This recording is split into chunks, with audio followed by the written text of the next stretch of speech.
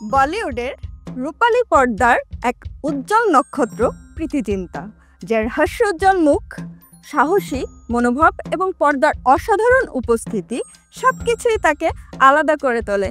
কিন্তু এক সময় তিনি এমন একটি প্রস্তাব প্রত্যাখ্যান করেছিলেন যা অনেকের কাছে স্বপ্নের মতো ছিল।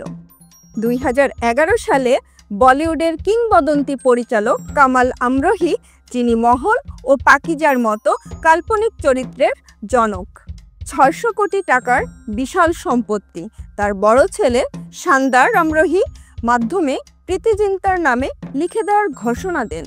শানদার আমরোহী বলেছিলেন, প্রীতি আমার মেয়ে, আমি চাই সে আমার সম্পত্তির অধিকারী হোক। কিন্তু প্রীতি জিন্তা, যিনি সবসময় নিজের অবস্থানে দৃঢ়, এই প্রস্তাব প্রত্যাখ্যান করেন।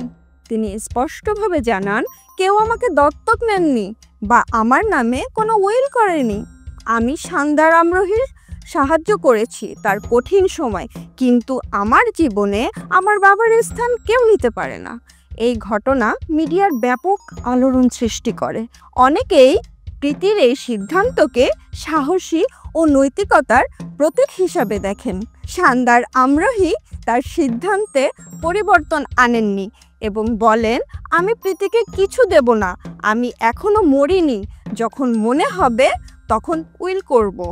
প্রীতি জিন্তা প্রমাণ করেছেন, অর্থের চেয়ে নৈতিকতা ও পারিবারিক সম্পর্ক তার কাছে সবচেয়ে গুরুত্বপূর্ণ।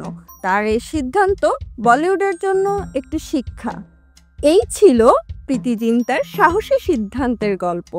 বলিউডের এই নায়িকা তার নৈতিকতার জন্য চিরকাল স্মরণীয় হয়ে থাকবেন।